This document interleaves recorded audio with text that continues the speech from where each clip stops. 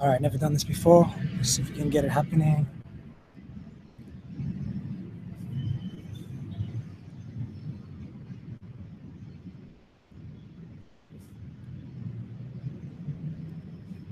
Let's check it's public. Yep.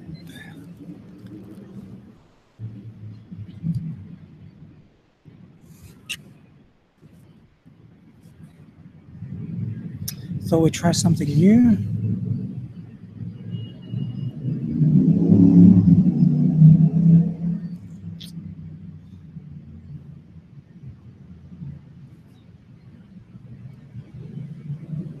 All right, there we go.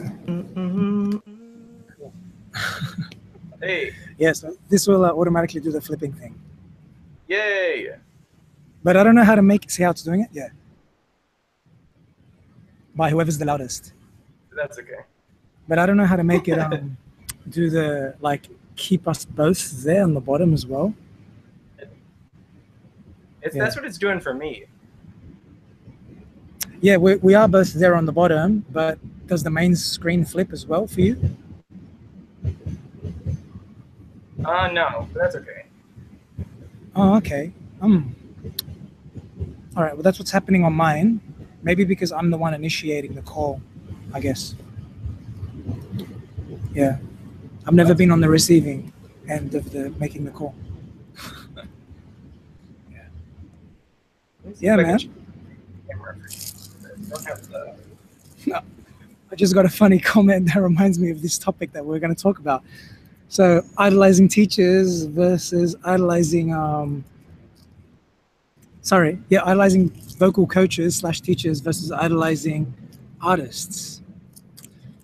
Tristan, do you idolize artists or teachers?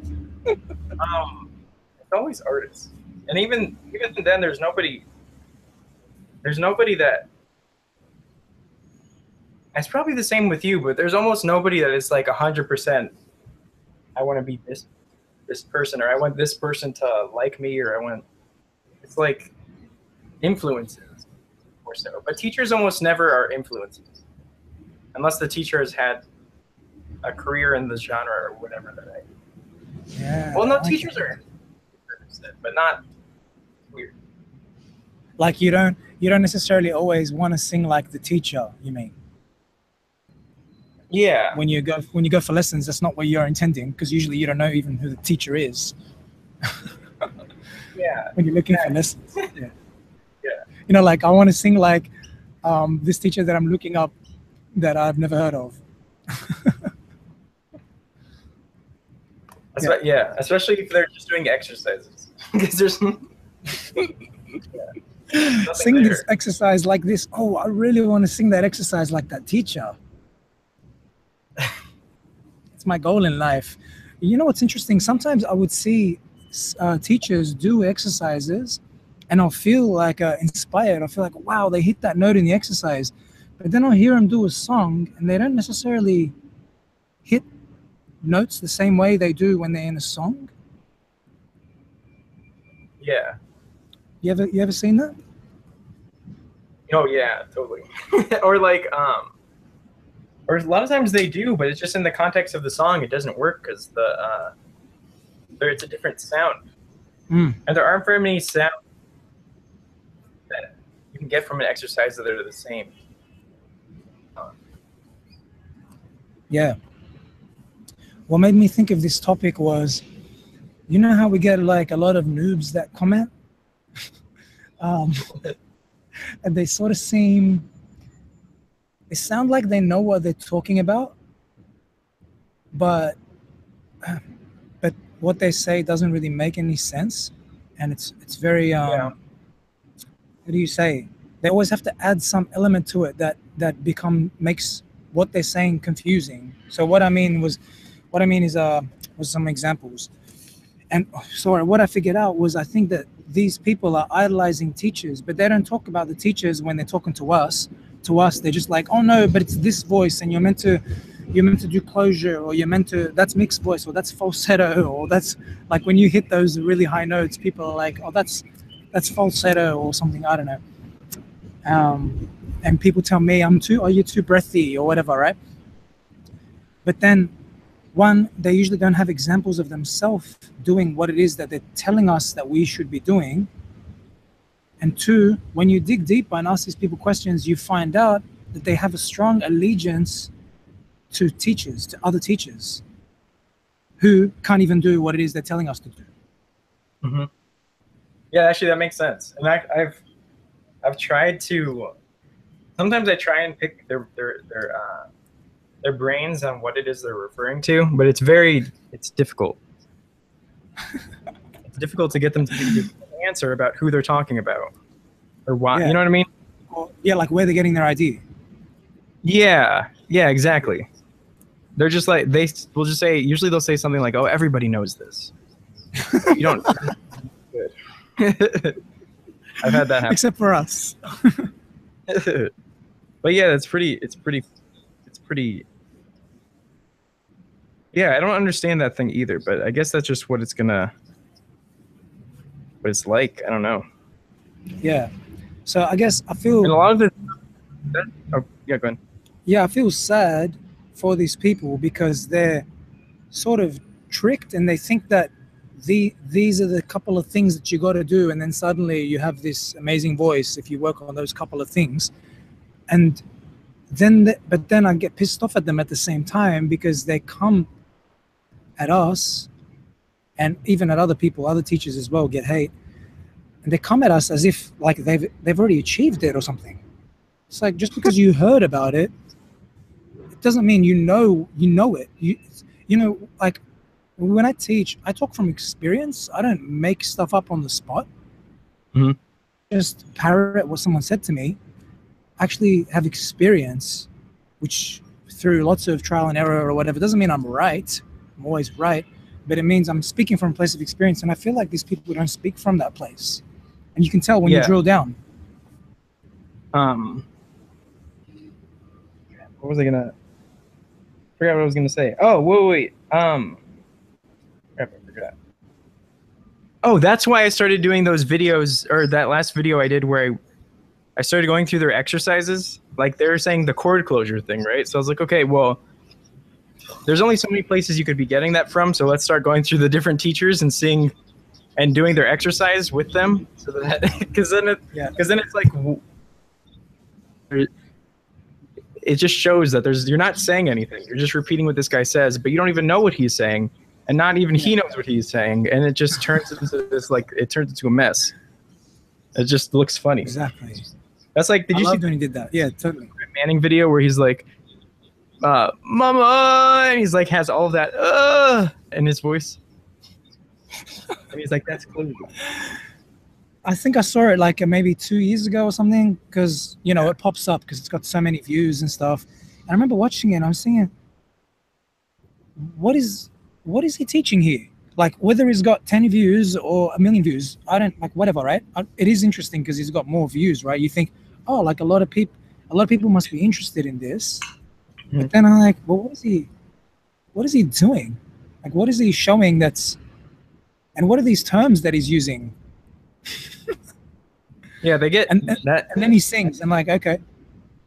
They all get influenced by it. And then what I learned was that singing success was a big thing for a while, and then a bunch of other teachers started copying it because they were getting successful either through, like, they had a celebrity client, or like they had a lot of extra money to put into, like, advertising their product.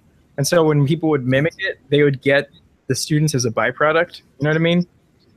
Like, all of a sudden everyone starts talking about mixed voice because that's what, and then it just starts bleeding down until all the students start to say the same words, but they don't really know what the words mean. Because a lot of times the teachers were, like, mimicking the original success of the product. They don't know what they're saying either. They're just saying this. They're just repeating the same thing, is because they know that people are looking for that. Like, you put in your title, how to sing in mixed voice, and you would get tons of views just leeching off of it. Yeah, good point. And I always try to get people to go, what artist are you talking about? What artist makes this sound? Like, I'm trying to hear in music that I listen to, when does this mixed voice happen? Even that you know, that Chuck guy, the Chuck Power to Sing or whatever.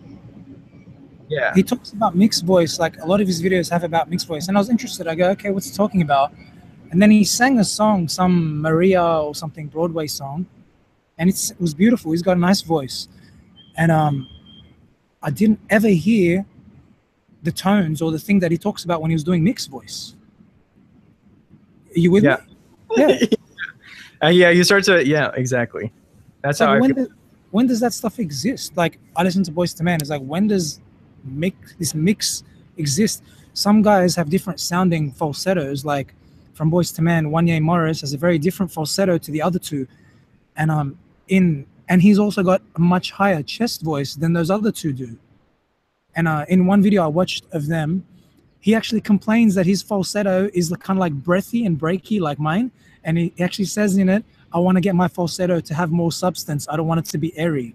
And I was like, what? Like, he's actually saying something like that. And his falsetto does sound like airier than the other two guys. But the other two guys can't touch high B's and high C's in their chest voice like he can. So it's like the voices sound different. Our voices sound different across our range, like between one voice to another. But it's clearly, like you always talk about M1 and M2, right? It's clearly, there's a clear split. There's like pulling chest up and there's flipping past it. That's how I hear it too. That's how I hear it too. Yeah. I think that talking about mixed voice is too confusing because yeah. Well, because you don't have to, when you talk about mixed voice, you don't really have to take a position, if that makes sense. It's a really good way to not take a position on anything, because you can just say, oh, that's a mix. Yeah. It's not like all these... down. Yeah. You just say, oh, that's very, yeah, he's in a very strong mix. As opposed to saying, bringing up this voice to this note and then blah, blah, blah. Yeah. And then they go all these other little terms. Oh, dominant, leading, dominant, edge, hard, mic, whatever, all these hard. Have you heard that kind of stuff? Yeah. Hard mix. They because eventually they wanted to get more specific. So then they were like, okay, we can't just say everything is mix. So now there's mixed and there's light mix and there's medium mix and. Yeah. So why not just put on a bunch of artists and let's show them, oh, because it's copyright. You can't play music in your videos. You know what I mean? It's like, come on, let's get real. The real reason is everyone wants to monetize this stuff. Or it's like what you said in the old video. They're just doing what they've done from before and they're just copying it down. And then that's it. Man, all these people are just, these students are like students. They talk to us like as if they're experienced teachers. They come and tell us off, oh, you don't sing right. Oh, you're breathy. People tell me, fuck, like, do I sound breathy right now? This is my talking voice. Yeah. But weighing. Oh, like, what's that? That's not closed, right? People tell me I got no closure and I'm breathy, yet I can do 30-note runs, right? Is that, why is that? How does that make sense? Always something. Yeah, like you could sing high, but oh no, it's not. It's not closure. How the hell are you reaching that note and holding it with vibrato or whatever? Crazy. Yeah, that's the. Listen, bro, my battery's gonna die. What's gonna die? So my battery's gonna die. So just you finish off. You say a couple of things and then I'll stop this. Oh okay? sure. I'll do it again another time. Yeah, it sounds good. So I guess that's one thing that I liked about when I got introduced to CVT, or complete vocal technique, is something I really liked about. And this was all stuff that I had in my brain. I was already practicing mostly by myself before it. It was just nice to have. It's nice when you meet somebody or a system or a thing, and it's like it already agrees with all these things like right off the bat. It's like, oh, okay, there is something out there that's saying some similar things. But the approach that they have is very much the same, where it's like, it's whether or not it's the sound that you want to make. And if it's the sound that you want to make in the context of a song, it's not wrong or it's not right. It's just what you're trying to do. It's like that's like as straightforward as you can get. Whereas all the other teachers are just sort of like, oh, it's mixed voice, or if you're not doing it this way, then it's not right. You have to do it this way, even though this way has nothing to do with the song. That sort of a thing. Yeah, exactly. Yeah, there's no point of reference of what you're trying to actually copy.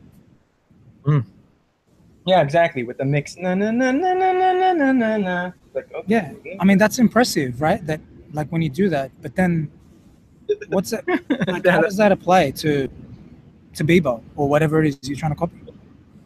Yeah. or Michael Bolton. I think it applies to like random. I think that's why Michael Jackson was successful with that approach. But that's about it, because and it's a combination of his voice, like I said. Oh, am I lagging? Yeah, it might be because my computer's about to die. I don't know that. That's me. Anyway, I guess here if you want, but you don't kill your computer. Yeah, it's about to die. So I'll stop this just in case, so it doesn't wreck the recording. All right, man. Good talk. Yeah. Let's do it again another time. Yeah, sounds good. Later. All right, peace out, man.